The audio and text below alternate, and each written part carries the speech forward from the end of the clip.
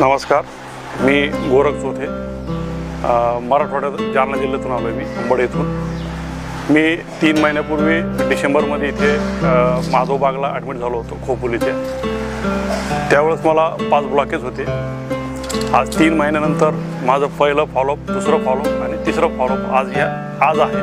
तर त्या फॉलोअपमध्ये माझे काही ब्लड टेस्ट घेतल्या, TMT टेस्ट आणि टुडे एको हे झाल्यानंतर याचे जे रिपोर्ट आले आणि माझं नाडी परीक्षण इथं डॉक्टर दीपाली मॅम यांनी केलं। तर याच्यावरून माझ्या 3 महिन्यामध्ये माझी खूप याच्यामध्ये प्रगती जाणवली आहे। माझे 3 नसा माझे पंचकर्म केल्यामुळे इथे जे पंचकर्म मी केलं ते 7 दिवसात 3 महिन्यापूर्वी, त्या पंचकर्मानंतर फॉलोअपमध्ये जे पंचकर्म केले त्याच्यामुळे माझे ज्या 3 नसा नॅचरली ॲक्टिवेट झालेल्या आहेत, ज्या मृत होत्या त्या ॲक्टिवेट झालेल्या आहेत।